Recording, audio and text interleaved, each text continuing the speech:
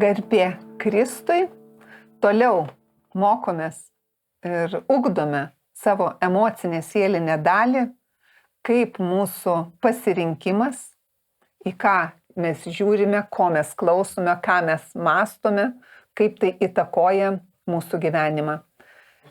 Šiandien toliau prisiminkime 4 patarlę, kuris sako, kad tegu nesitraukia mano žodžiai nuo tavo akių, saugok juos širdies gilumoje ir palenk ausį į mano pamokymus.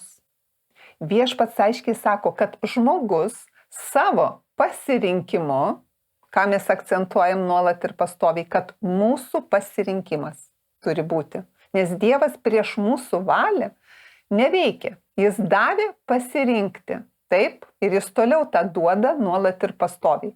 Nes raštas labai daug vietų kalba esamojų laiku. Tai rodo ir tai reiškia, kad Dievas kalba tokiu būdu, šituo esamojų laiku su kiekvienu iš jūsų. Ir sako, palenk ausį į mano pamokymus. Aš vadinsiu, turiu žiūrėti, ką klauso mano ausys. Ir šiandien jūs teisingai įsijungėte tinkamą kanalą, kaip ir jeigu įsijungėte kitą Tikiu TV kanalą ar tikėjimo kanalą, kuris ugdo jūsų tikėjimą, tai yra tinkamas kanalas, taip klausyti. Nes Romiečiams 10 skyriuje 18 eilutėje, taip Viešpats ir sako, kad tikėjimas iš klausimo, o klausimas iš Dievo žodžio. Vadinasi, aš turiu klausyti kuo daugiau Dievo žodžių, nes tikėjimas auga būtent iš Dievo žodžių. Nes klausydami tam tikrą turinį, mes arba statydinam savo tikėjimą, arba jį griauname. Jūs galit patys pastebėti, kuo daugiau skiriate laiko bendraujant, apie nieką, taip sakant, apie tai, kas, nei jum ramybės neatneša, atneša vien nerimą, baimę. Ir tikėjimo ten, bus sunkiau tikėti vis Dievu. Bet jeigu aš bendrauju su žmogumi, kuris tiki, pasitiki Viešpačiu, klausau to žmogaus, bendrauju su juo, žiūriu, kaip jis elgiasi, tai aš tikiu stato kito žmogaus tikėjimą. Nes būtent tas ir yra, kad tikėjimas ateina iš klausimo ir iš Dievo žodžio klausimo. Taip? Kaip ir 1 psalmė sako, kad palaimintas žmogus, kuris nesielgia kaip patarė bedievis, nesėdi su apjuokiais, bet labai mėgsta Dievo žodžius. Taip? Ir tas žmogus palaimintas, kuris taip nesielgia. Sako Viešpats, kaip jisai nesielgia, tai reiškia, ką pasirenka. Jis nemėgsta to, 1 psalmė sako, bet labai mėgsta Dievo žodžius, vadinasi žmogus, Dievas vadina palaimintų žmogumi, tas, kuris sąmoningai pasirenka klausyti Dievo žodžius ir dar ne tai, kad klausyti, ir mąstyti Dievo žodžius ir žinote, kiek sako 1 psalmė, dieną ir naktį. Jeigu naktį neužmiegu ar nubudau, aš žinau, ką aš imsiu savo mąstyti, kad aš gyvenu aukščiausioje globoje, visagalio šešėlyje pasilieku, kad Viešpats mano priebėga, mano tvirtovė, mano uola ir juo pasitikiu. Ir žinote, aš tikiu, kaip čia pasakyti, savo pavyzdžių jums liudiju, kad tai tikrai statydina tikėjimą ir jums duos iš karto užmigti. Jeigu jūs nubudę naktį, nepradėsite galvoti kokių sunkių ir sudėtingų aplinkybių, kas galbūt tikrai yra faktinės aplinkybės, bet vis dėlto prisiminsite, kad tuo tarpu mes gyvename ne tuo, kas regima, bet tuo, kas neregima. Nes tai, kas regima laikina, o tai, kas neregima amžina. Tai reiškia, kad jūs pildote savo ausis, palenkite ausį, sąmoningai pasirenkate į tai, ką sako Viešpats. Ir tai yra tiesa. Tai reiškia, jūs pildote savo širdį, savo vidų teisingų įsitikinimų, teisingų Dievo žodžių. Tai yra Dievo žodžiu. Vadinasi, jūs labai mėgstate Dievo žodžius. Jėzus nuolat ir pastoviai sakydavo, jeigu jūs pirmoje eilėje ieškosite Dievo karalystės, manęs viešpaties, visa kita jums bus pridėta. Taigi, šiandien ir kiekvieną dieną raginu visus ir pati tą darau, atkreipiu dėmesį į Dievo žodžius. Palenkiu ausį aš pati ir jūs raginu tai daryti. Palenkti ausį į Dievo pamokymą ir tai darome sąmoningai. Ir nesakau, suprantu, kad pas visus yra labai daug reikalų, darbų, namai, šeima, vaikai ir mes esame sąmoningi, atsakingi. Tai reiškia, kad negaliu bet ką daryti arba nedaryti tiesioginių darbų, o vien tik tai sėdėti ir raštą skaityti. Ne apie tai kalbu. Mes elgiamės atsakingai kiekvienoje vietoje ir taip liudijam Kristų.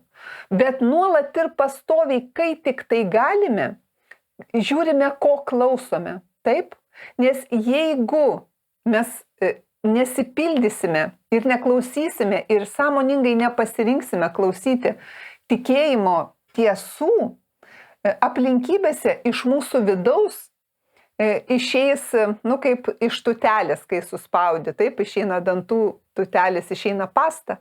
Tai jeigu mūsų viduje nebus Dievo tiesos įdėta, Dievo principų teisingų, iš mūsų vidaus išeis, ne balta pasta, o pyktis, neapykanta. Ir nesakau, kad nuolat gali būti vien tik tai geros aplinkybės, gali būti ir sudėtingos. Tai reiškia, nepagarbiai kažkas su manimi elgesi, neteisingai elgesi, apkalba kažkas visiškai nieko dėtai, neteisingai taip, ar liežuvauja kažkas apie kitą. Bet žinot, jūsų bus pasirinkimas teisingas. Nes viešpats taip ir sako, kad iš jūsų vidaus plūs gyvojo vandens šaltinis. Tai tas vidus yra jūsų įsitikinimas. O tas įsitikinimas, širdis, prisipildo, kai mes į ką žiūrime ir ko klausome. Todėl vienas iš sudedamųjų dalių tai yra tai, ko klauso mūsų ausis. Ir aš tikiu, kad mūsų ausis klauso tai, kas teisinga, tai, kas garbinga, tai, kas įkvepia mus pačius ir įkvepia klausytoją. Tai yra daug tuose žodžiuose pasakyta. Tai, kas teisinga. Ir aš suprantu, kad yra pilna gal situacijų ir aplinkybių, kur yra daug netiesos, daug neapykantos, bet vis tiek aš turiu priimti sprendimą, kad didžiąją dalį laiko skirsiu ir mėgausiuosi tai, kas yra teisinga. Nes mes gyvename žemėje kol kas ir ne rojuje ir bus aplinkybių ir bus netiesos ir neteisingų dalykų, bet ką mes pasirinksime, kame tarpti, kame būti. Ir dažnai kalbu su uždarytais žmonėmis, kurie apriboti laisvę, kad tu atrodo ir negali išeiti kažkur kitur. Esi toj pačioj vietoj, toj pačioj patalpoj. Bet jeigu tu turi vidinį įsitikinimą, tą laisvę širdį, tavęs negali apriboti. Negali apriboti tavo vidinio pasitenkinimo. Ir iš to niekas iš tavęs negali atimti. Todėl Dievas tai žinodamas ir sakė, ir kreipia iki šiol, tol, kol žemė ir dangus egzistuos, viešpats tą patį sako ir moko, kad pasirink, palenk ausį į mano pamokymus, mokykis iš manęs. Taip? Taigi, mokausi pati, tikiu, kad mokotės ir jūs, ir taip mes patinkame viešpačiai, taip nešame vaisių Dievo šloviai ir Dievo garbiai.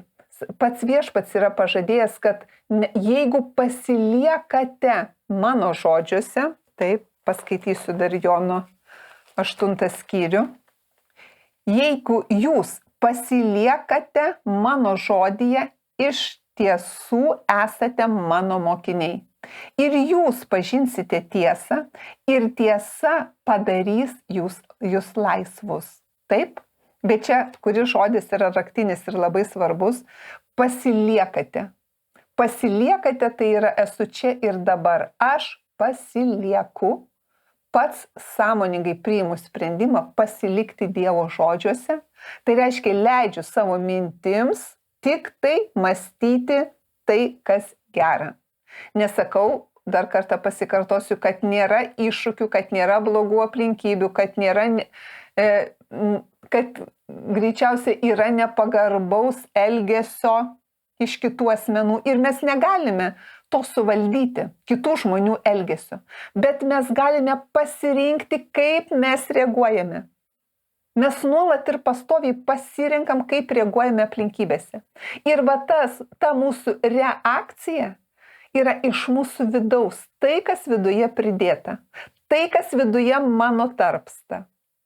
Taigi tegu mūsų širdise, mūsų viduje tarpsta Dievo ramybė, Dievo išmintis, Dievo supratimas, kur nėra svarbiau žemėje, kaip turėti Dievo išmintį ir Dievo supratimą, žinoti, ką kalbėti, kada patylėti.